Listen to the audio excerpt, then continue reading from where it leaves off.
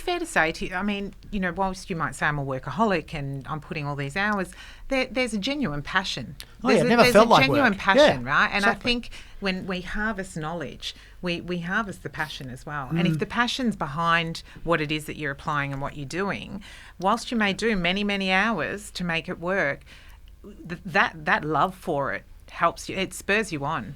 Yeah, you go on holidays. Yep. Quite happy to. My husband says the same. Get a book. Well, is it a business book? He's like, you're on holidays. But when there's a passion, it's enjoyable. It's hard work, no doubt. Yeah. But there's an element of enjoyment and making a different is what you said earlier as well. If you can find your passion, you're very lucky. Absolutely. I think in life, whatever that might be. And, I've managed to combine my work and my passion, and that's, probably not a lot of people can say that, but I've been so lucky in that regard, Always wanted a job that paid me to watch sport, and I eventually found one in the end, I think that's really, if you've got a passion, if you don't have a passion, maybe you should try and find something else to do that you do have a passion about,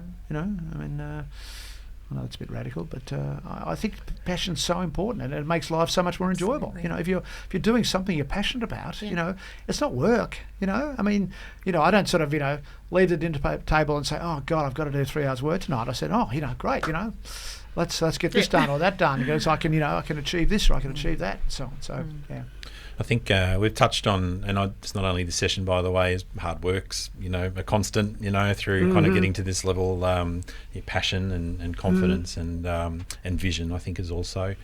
I suppose there's a lot of people who might be in the mid part of their career who are aspiring to a position such as Anna and Peter and Michael, of being leaders in the field, but don't get there.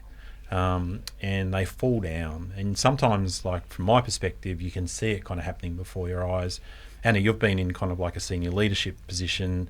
Like, can you recognise where people are not getting it right, where they have these aspirations, but they're kind of not putting their muscle where their mouth is, if that makes sense, and doing the things that are needed? And if that is the case, like, how should someone kind of address that?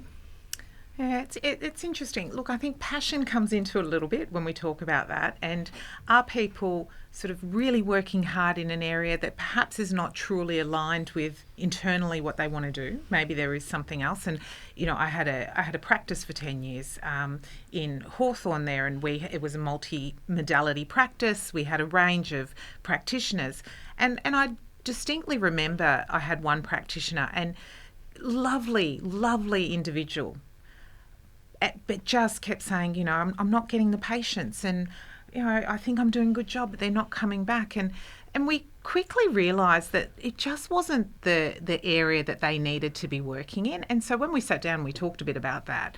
We did identify that the passion was somewhere else. And so eventually this person had the confidence to go, okay, maybe this field isn't for me, and to go into something else and thrive, absolutely thrive in it. So I think that's one aspect of, if you're noticing people are falling down, maybe they're just not aligned with the area that they're currently working in. And if it's not you, or it might be someone else, support them in identifying what it looks like, and help them on the journey to find what it is that they may truly want to do. And it's in them innately. You just want to support them in understanding what that looks like.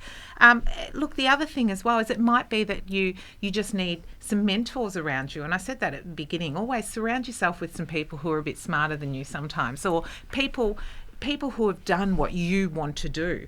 Talk to them. People sometimes they're a bit afraid. I can't speak to Peter. Like, he's up there. Yes, you can. He's a human being, and a person who's very passionate about seeing people succeed in this profession.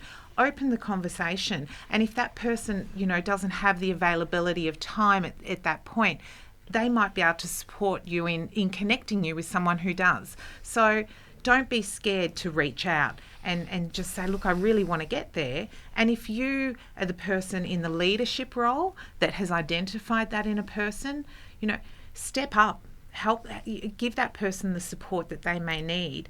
And as I said, it may not be you necessarily that's becoming a mentor, but be that person who's prepared to support them in understanding and identifying what it is that they may need to leverage, taking them to that next step.